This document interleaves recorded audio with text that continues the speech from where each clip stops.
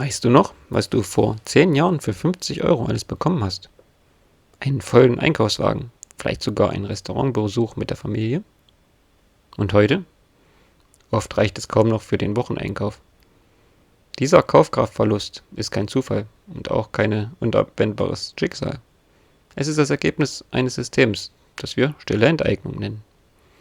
Jeden Tag wird ein hart verdientes Geld ein klein bisschen weniger wert. Und die Verantwortlichen dafür? Die sitzen in den Zentralbanken. Aber was, wenn ich dir sage, dass es einen Ausweg gibt? Eine Möglichkeit, nicht nur diesen Prozess aufzuhalten, sondern die Kontrolle über deine finanzielle Zukunft zurückzugewinnen. In diesem Video zeige ich dir, wie dieses System funktioniert und vor allem, wie du dich mit einer klaren Strategie daraus befreien kannst. Bleib also dran, denn diese Informationen könnten dein Verständnis von Geld für immer verändern. Jedoch ein wichtiger Disclaimer am Anfang. Das hier soll keine Finanzberatung sein. Alles, was ich dir erzähle, ist meine persönliche Meinung, mein aktueller Wissensstand und meine Interpretation. Also gut, jetzt geht's los. Wir alle spüren es. Die Preise steigen. Aber wie stark wirklich? Die offiziellen Inflationszahlen, die uns präsentiert werden, passen oft nicht zu der Realität in unserem Geldbeutel. Für 2026 wird die Inflationsrate in Deutschland beispielsweise bei rund 2,2% erwartet. Das klingt überschaubar, aber es bedeutet, dass 100 €, die du heute hast, in einem Jahr nur noch eine Kaufkraft von 97,80 € haben. Nach 10 Jahren sind von den ursprünglichen 100 € nur noch knapp 80 € übrig. Dein Geld schmilzt langsam aber sicher. Das eigentliche Problem ist aber, dass die offizielle Rate nur ein Durchschnitt misst. Wie sieht es mit Dingen aus, für die unser Leben wirklich wichtig sind? Also Wohnen, Energie, gute Lebensmittel. Fühlen sich diese Preise nach nur 2,2% mehr an? Die meisten von uns würden klar mit einem Nein antworten. Die gefühlte Inflation, also das, was wir am Ende des Monats wirklich im Portemonnaie spüren, ist oft deutlich höher. Vielleicht denkst du jetzt, aber mein Gehalt wird doch auch mit angepasst. Ja, das stimmt, die Nominallöhne steigen meist. Die entscheidende Frage ist aber, steigen sie schnell genug? Schauen wir uns die Fakten an.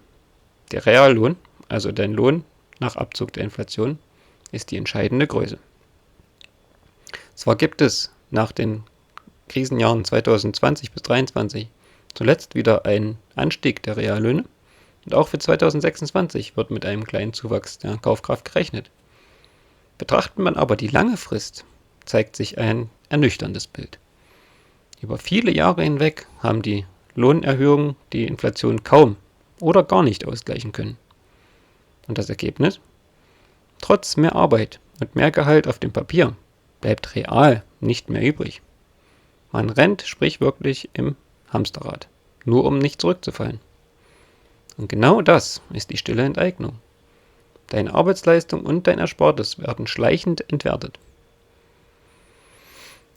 Um zu verstehen, warum das alles passiert, müssen wir einen Blick hinter die Kulissen unseres Finanzsystems werfen. Die Wurzel des Problems liegt bei den Zentralbanken, wie der Europäischen Zentralbank EZB. Diese Institutionen können Geld quasi aus dem Nichts erschaffen. Der Fachbegriff dafür lautet quantitative Lockerung. Aber im Grunde ist es einfach Gelddrucken. Die Zahlen sprechen für sich.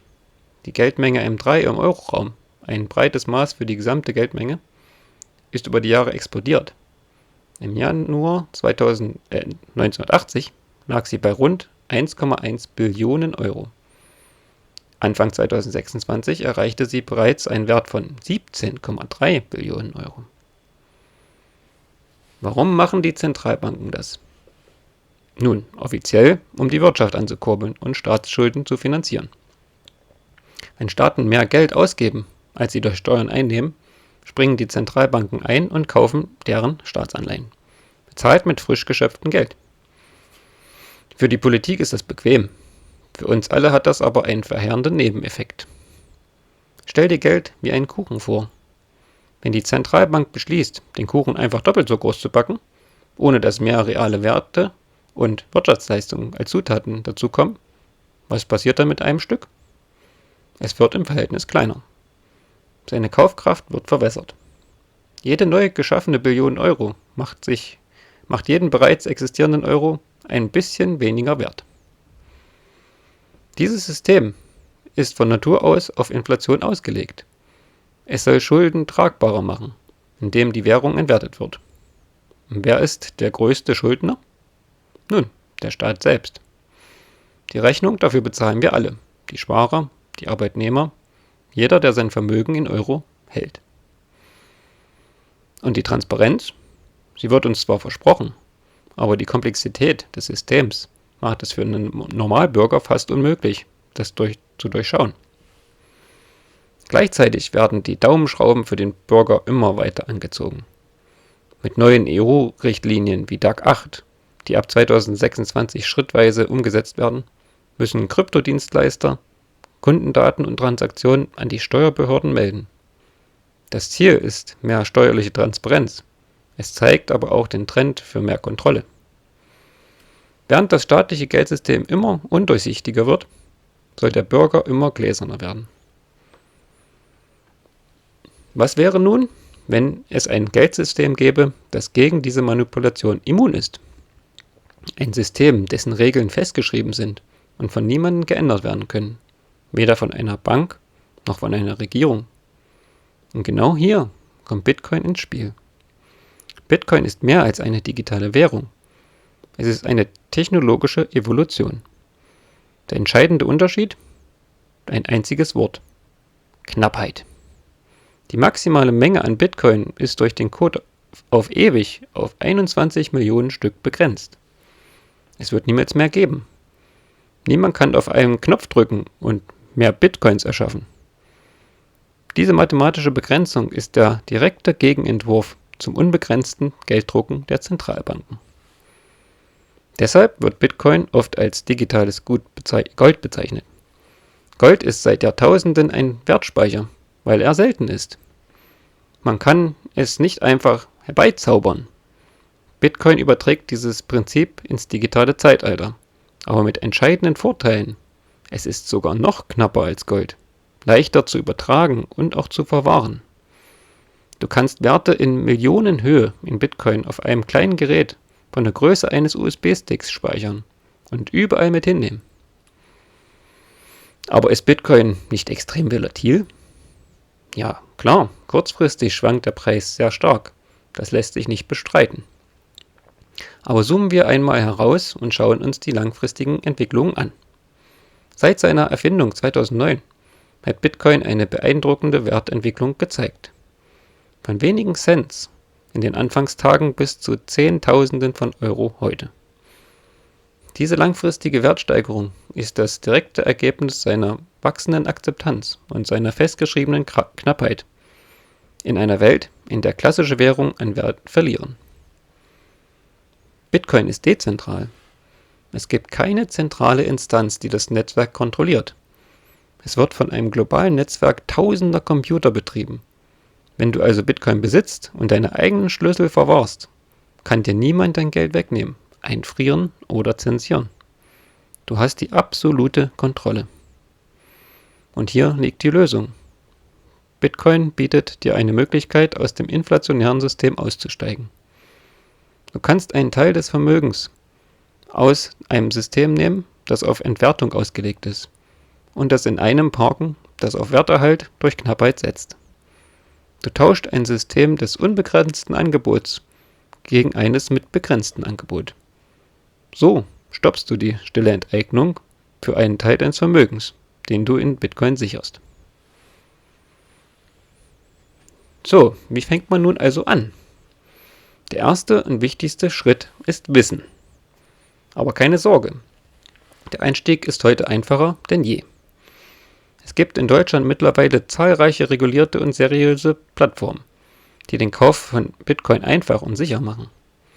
Anbieter wie Bison von der Börse Stuttgart oder auch Strike und Kraken sind etablierte Namen, die einen leichten Zugang ermöglichen. Ein bewährter Weg für Anfänger ist die Sparplanmethode oder auch Dollar Cost Averaging genannt. Statt zu versuchen, den perfekten Moment zu erwischen, investierst du einfach regelmäßig einen festen Betrag. zum Beispiel 50 oder 100 Euro pro Monat. So kaufst du automatisch mehr Anteile, wenn der Preis niedrig ist und weniger, wenn er hoch ist. Das glättet die Schwankungen und nimmt die emotionalen Stress aus dieser Sache. Zu diesem Thema habe ich auch schon ein komplettes Video gemacht, welches du dir hier oben anschauen kannst. Schau gern mal vorbei.